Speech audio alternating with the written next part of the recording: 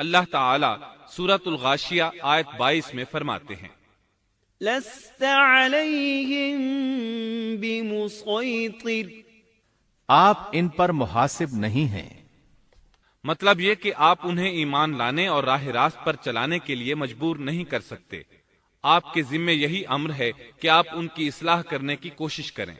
سورہ ہود آیت 88 میں ہے، ان اريد الا الاصلاح ما استطعت وما توفيقي الا بالله عليه توكلت واليه انيب۔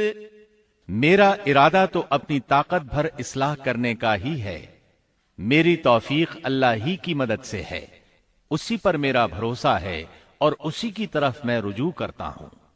جب شعیب علیہ السلام نے انہیں ان باتوں کی طرف دعوت دی تو انہوں نے کفر کیا، آپ کو جھٹلایا، بلکہ یوں کہنے لگے، قالوا يا شعيب أصلاتك تأمرك أن نترك ما يعبد آباؤنا أو أن نفعل في أموالنا ما نشاء۔ انہوں نے جواب دیا کہ اے شعیب، کیا تیری نماز تجھے یہی حکم دیتی ہے کہ ہم اپنے باپ دادوں کے معبودوں کو چھوڑ دیں اور ہم اپنے مالوں میں جو کچھ چاہیں اس کا کرنا بھی چھوڑ دیں؟ آج بھی بعض لوگوں کا یہی حال ہے، وہ سمجھتے ہیں دین کا مطلب ہے مسجدوں کی حد تک عبادت کر لو، سیاسی اور معاشرتی زندگی میں دین کی کوئی ضرورت نہیں سمجھتے، ان معاملات کو دین سے الگ چیز تصور کرتے ہیں، کہتے ہیں بس جی یہ تو دنیا کے مشاغل ہیں۔ یہی حال تھا شعیب علیہ السلام کی قوم کا۔ سورہ ہود آیت 87 کے آخر میں ہے، انک لانت الحلیم الرشید، تو تو بڑا ہی باوقار اور نیک چلن آدمی ہے۔ مطلب یہ کہ انہوں نے مذاق کے انداز میں ان سے کہا، تو بڑا عقل مند ہے، کیوں ناراض ہوتا ہے؟ سیدنا ابن عباس رضی اللہ عنہما سے روایت ہے کہ وہ یہ بات ان سے مذاق کے انداز میں کہتے تھے، ان کی تعریف نہیں کرتے تھے۔ پھر شعیب علیہ السلام نے ان الفاظ میں سمجھایا، وَيَا قَوْمِ لَا يَجْرِمَنَّكُمْ شِقَاقِي أَن يُصِيبَكُم مِّثْلُ مَا أَصَابَ قَوْمَ نُوحٍ أَوْ قَوْمَ هُودٍ أَوْ قَوْمَ صَالِحٍ وَمَا قَوْمُ لُوطٍ مِّنكُم بِبَعِيدٍ۔ اور اے میری قوم، میرے خلاف ضد تمہارے لیے اس بات کا باعث نہ ہو جائے کہ تمہیں بھی ویسا ہی معاملہ پیش آ جائے جیسا قوم نوح یا قوم ہود یا قوم صالح کو پیش آ چکا ہے، اور قوم لوط تو تم سے کچھ دور نہیں۔ مطلب یہ تھا کہ قوم لوط تو تمہارے بالکل نزدیک تھی، ان پر آنے والے عذاب سے تو تم خود اچھی طرح خبردار ہو، جانتے ہو ان کے ساتھ کیا سلوک ہو چکا ہے۔ پھر آپ نے فرمایا، وَاسْتَغْفِرُوا رَبَّكُمْ ثُمَّ تُوبُوا إِلَيْهِ إِنَّ رَبِّي رَحِيمٌ وَدُودٌ۔ تم اپنے رب سے استغفار کرو اور اس کی طرف توجہ کرو، یقین مانو کہ میرا رب بڑی مہربانی والا اور بہت محبت کرنے والا ہے۔ جب وہ اپنی ضد پر اڑے رہے تو شعیب علیہ السلام نے یوں فرمایا، تو ذرا ٹھہر جاؤ یہاں تک کہ ہمارے درمیان اللہ فیصلہ کیے دیتا ہے، اور وہ سب فیصلہ کرنے والوں سے بہتر ہے۔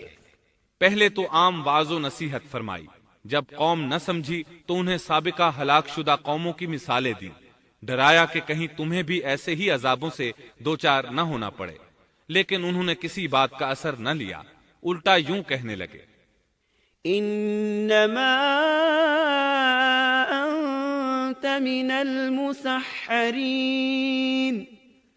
ما انت الا بشر مثلنا وان نظنك لمن الكاذبین۔ فأسقط علينا كسفا من السماء إن كنت من الصادقين۔ تو ان میں سے ہے جن پر جادو کر دیا جاتا ہے، اور تو ہم ہی جیسا ایک انسان ہے، اور ہم تو تجھے جھوٹ بولنے والوں میں سے ہی خیال کرتے ہیں۔ اگر تو سچے لوگوں میں سے ہے تو ہم پر آسمان کا کوئی ٹکڑا گرا دے۔ مطلب یہ کہ آخر کار یہ لوگ پہلے لوگوں یعنی عاد اور سمود کے نقش قدم پر چلنے لگے۔ ان کے انبیاء انہیں حق کی طرف بلاتے رہے، وہ انکار کرتے رہے، آخر ان پر اللہ کے عذاب اترے۔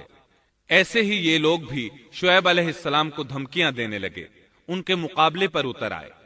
سورۃ الاعراف آیت 88 میں ہے کہ شعیب علیہ السلام کی قوم کے کافر سرداروں نے ان سے کہا، قال الملأ الذين استكبروا من قومه لنخرجنك يا شعيب والذين آمنوا معك من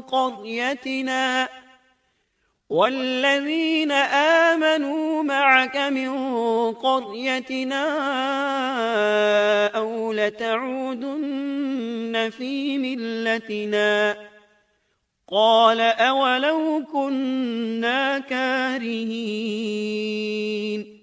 ان کی قوم کے متکبر سرداروں نے کہا، اے شعیب، ہم آپ کو اور جو آپ کے ہمراہ ایمان والے ہیں انہیں اپنی بستی سے نکال دیں گے، یا یہ کہ تم ہمارے مذہب میں پھر آ جاؤ۔ شعیب نے جواب دیا، کیا ہم تمہارے مذہب میں آ جائیں؟ گو ہم اس کو مکروہ ہی سمجھتے ہوں۔ قوم کے سردار تکبر کرتے ہوئے مزید کہنے لگے کہ اگر تو اپنی دعوت پر اڑا رہا تو ہم تجھے مدین سے نکال دیں گے۔ جواب میں شعیب علیہ السلام نے کہا، اگر عذاب سے بچنا ہے تو میری بات مان لو۔ انہوں نے نہ صرف آپ کی بات ماننے سے انکار کر دیا بلکہ ان کا مذاق بھی اڑانے لگے۔ اس کا ذکر سورہ ہود آیت 91 میں آیا ہے۔ قالوا يا شعيب ما نفقه كثيرا مما تقول۔ انہوں نے کہا، اے شعیب، تیری اکثر باتیں تو ہماری سمجھ ہی میں نہیں آتی۔ شعیب علیہ السلام نے انہیں پھر سمجھایا تو وہ بولے، قالوا يا شعيب ما نفقه كثيرا مما تقول وإنا لنراك فينا ضعيفا ولولا رهطك لرجمناك وما أنت علينا بعزيز۔ اے شعیب، تیری اکثر باتیں تو ہماری سمجھ ہی میں نہیں آتی، اور ہم تو تجھے اپنے اندر بہت کمزور پاتے ہیں۔ اگر تیرے قبیلے کا خیال نہ ہوتا تو ہم تجھے سنسار کر دیتے، اور ہم پر تمہارا دباؤ تو ہے ہی نہیں۔ اس پر آپ نے فرمایا، یا قوم ارہطی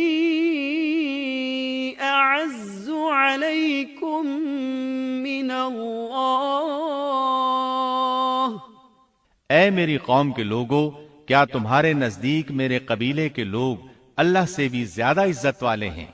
مطلب یہ کہ تم میری قوم قبیلے سے تو ڈرتے ہو لیکن اللہ تعالیٰ کا تمہیں کچھ بھی ڈر نہیں۔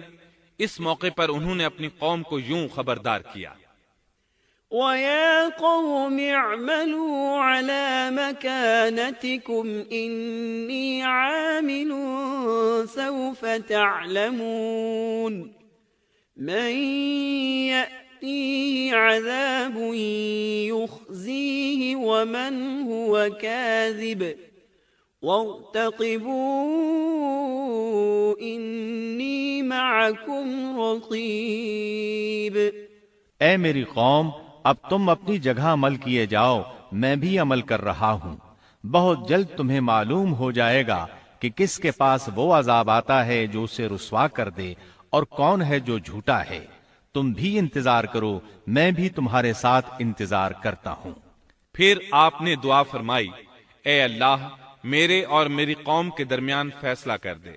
ادھر قوم کے لوگ انہیں بستی سے نکالنے اور سنسار کرنے کی دھمکیاں دینے لگے۔ آپ کی دعا کے الفاظ سورہ اعراف آیت 89 میں آئے ہیں، ربنا افتح بيننا وبين قومنا بالحق وأنت خير الفاتحين۔ اے ہمارے پروردگار، ہمارے اور ہماری قوم کے درمیان حق کے موافق فیصلہ کر دے، اور تو سب سے اچھا فیصلہ کرنے والا ہے۔ آخر کار فیصلے کی گھڑی آ پہنچی۔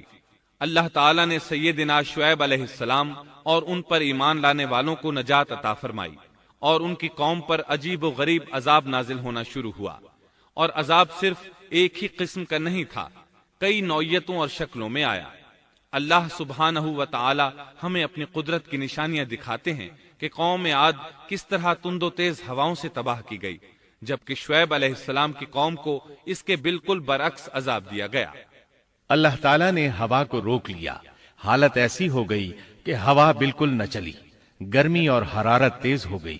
پھر اللہ تعالیٰ نے بستی سے باہر ایک بادل بھیجا، اس کے نیچے سایہ تھا، بچے، بوڑھے، جوان اور عورتیں سبھی اس سائے میں جگہ پانے کے لیے بھاگے تاکہ گرمی سے بچ سکیں۔ آخر بادل کے نیچے پہنچ کر بیٹھ گئے۔ جو ہی سب وہاں پہنچ کر بیٹھے، ان کے نیچے کی زمین ہلنے لگی، ہچکولے کھانے لگی، یہاں تک کہ زلزلہ شروع ہو گیا، سب گھٹنوں کے بل گرتے چلے گئے۔ اسی وقت جبریل علیہ السلام تشریف لائے اور ایسی زوردار چیخ ماری کہ اس چیخ کی شدت کی تاب نہ لاتے ہوئے سب کے سب وہیں ڈھیر ہو گئے۔